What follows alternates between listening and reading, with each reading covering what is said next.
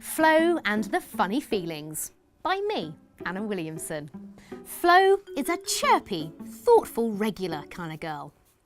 Like every 9-year-old, she has her good days and her not so good days. Her happy moments and the occasional sad ones. She lives at home with her mum, her pet cat Smudge and Bubble the goldfish.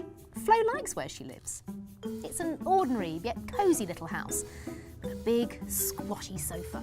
On Friday nights after school, Flo, her mum and sometimes her Auntie Kate, who lives just 4 doors down, curl up on the sofa with big fluffy rugs and watch a movie with great big slices of chocolate cake.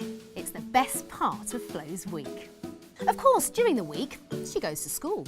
Flo likes her school and she lives just a few streets away, which is very handy on the days she is late finishing her breakfast, which is often. Then, instead of walking the short distance to the school gates, as she usually does with her best friend Ria and Ria's mum of course, she often finds herself having to run the last bit so that she's not late for class. Her teacher, Mrs. Taylor, would not be pleased. One Friday after school, Flo walked the short distance home with Ria and Ria's mum. Flo was excited about getting home to play with Smudge the cat, and she was also super excited to see her mum for movie and cake night. Approaching her front door and saying her goodbyes to Ria ahead of the weekend, Flo bounded into the house.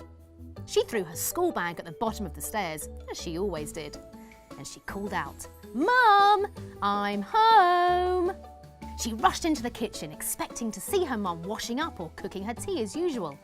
However, today, Flo stopped in her tracks. There was no mum standing at the kitchen worktop.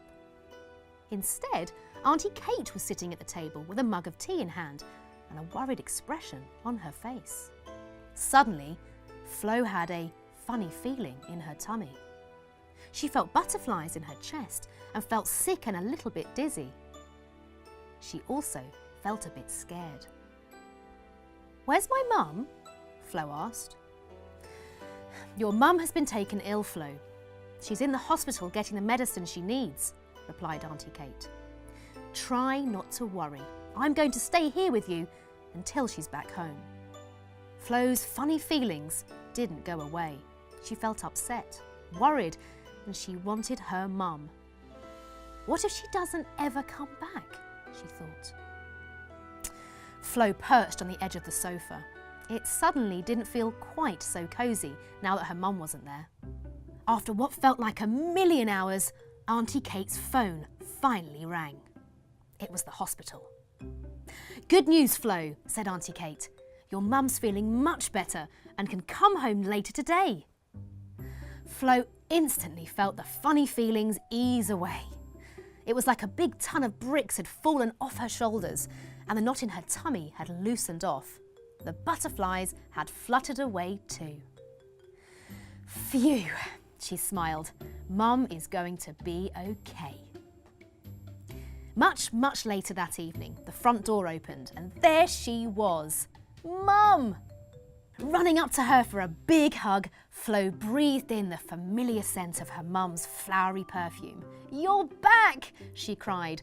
"I thought you were never coming home." Flo's mum looked tired, but she smiled at her little girl and reassured her. "I'm sorry to have given you a fright, sweetheart. I was poorly and the doctors had to give me some special medicine. They said I need to rest, but I'm going to be okay." Thrilled that her mum was home and on the mend, Flo felt safe, comforted and happy once again. The following Monday, it was time for school as usual. Flo got up, got washed and dressed, ate her cereal and then, as normal, went to give her mum a hug and a kiss goodbye. As she felt the warmth of her mum's cuddle, Flo suddenly felt uneasy. The funny feelings started again. She felt a bit sick and dizzy. Her legs and tummy felt like jelly, and she certainly didn't want to leave her mum and go to school. A thought had crossed Flo's mind. What if Mum gets sick again and she's not here when I get home? Flo didn't want to worry her mum, and she didn't really know what to say anyway, so she just kept the thoughts and feelings in her head. All she knew was that she felt funny and not in a good way. Her mum noticed that she seemed quiet all of a sudden and asked if she was okay. "I'm fine," replied Flo, for she didn't really know what else to say. She also didn't want her mum to worry. The doorbell interrupted them as Ria noisily made her arrival known. So, mustering a smile, Flo said goodbye and made her way to school. The funny feelings stayed put. School that day was hard. The funny feelings didn't really go away, and all she kept thinking was, "I can't wait to get home." Flo's classmates tried to get her to join in with their usual games in the playground, but instead of taking part as she usually did, Flo just didn't feel like it. She felt worried and embarrassed in case she was sick or the dizzy feelings made her fall over in front of everyone.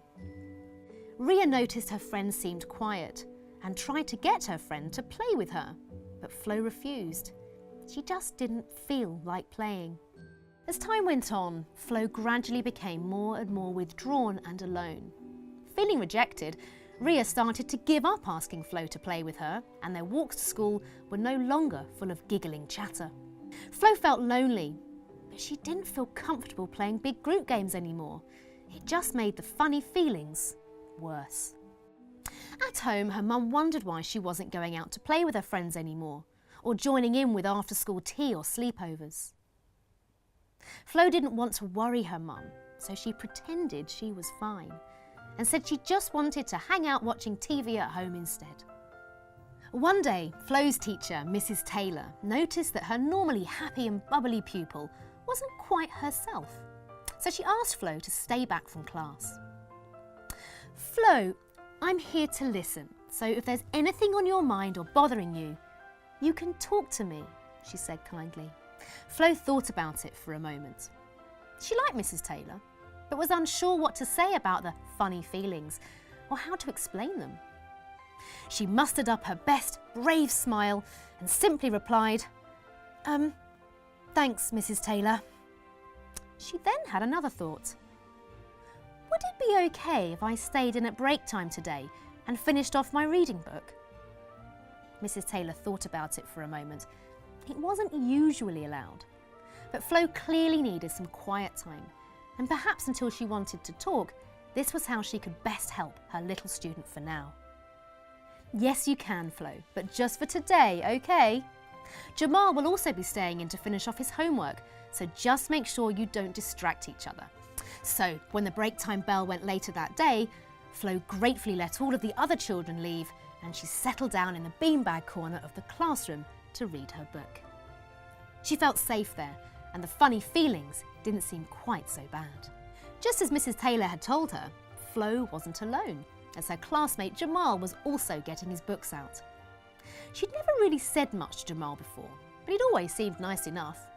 They politely smiled at each other. "How come you're in here on a break time?" asked Jamal curiously. "I'm not feeling well," replied Flo. "What about you?" "I'm doing my homework," said Jamal. "I don't get time to do it after school. I have to visit my dad in hospital." Flo's ears pricked up with interest. "Why? What's wrong with him?" she asked curiously. "He's had an operation, but the doctors have said he's going to be fine. I haven't felt very well either, worrying about him," Jamal explained. Flo couldn't believe her ears. Was this perhaps what she'd been experiencing? Were the funny feelings something others felt too? Jamal continued. "The doctor told me that it's okay and normal to have rubbish feelings when things get scary. Talking to him helped the feelings go away." Suddenly, Flo realised something.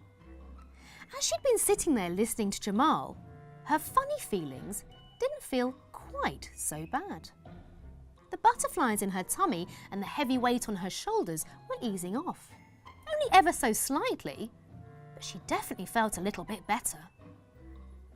It made her think.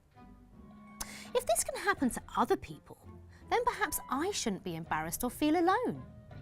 That day, back at home after school, Flo waited until her mum had stopped busying around and then asked if she could talk to her. Of course her mum wanted to talk to her. She'd been getting quite worried about her little Flo. Snuggled up on the squashy sofa together, Flo's mum said, "You can tell me anything, Flo. I'm always here to listen. Are you okay?"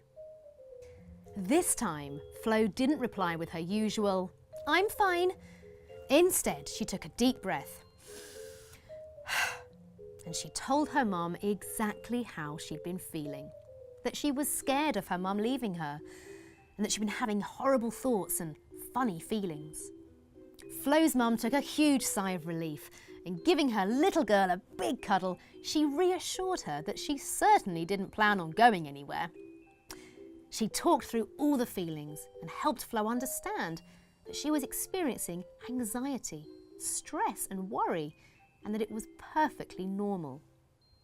She also told her to come and talk to her straight away if the funny feelings ever bothered her again. Flo hugged her mum tightly. Even though they weren't completely gone, she felt the funny feelings melt away just that little bit more. And as she sat back on the sofa, she gave her mum a smile. Just then, the doorbell rang. Flo made her way to answer the door, already feeling lighter. And there on the doorstep was Ria. "Your mum rang my mum and asked if I wanted to come round and play," said Ria. Flo looked at her friend. Ria stared back. Suddenly, breaking into big smiles, they both reached out for a great big hug. "I'm sorry for not wanting to play. I've not been feeling well and was worried about my mum. I was too embarrassed to tell anyone," said Flo. Ria took Flo's hand in hers as they both walked into the sitting room. "It's okay. You're my friend, Flo, and friends are forever," replied Ria. Both girls perched on the end of the squashy sofa, unsure what to do next. They didn't have long to wonder. Suddenly, Flo's mum appeared in the doorway of the sitting room, carrying 2 fluffy rugs and a great big chocolate cake. "Come on, girls, it's Friday. So what does that mean?" she asked. "Movie and cake night!" both girls yelled in delight.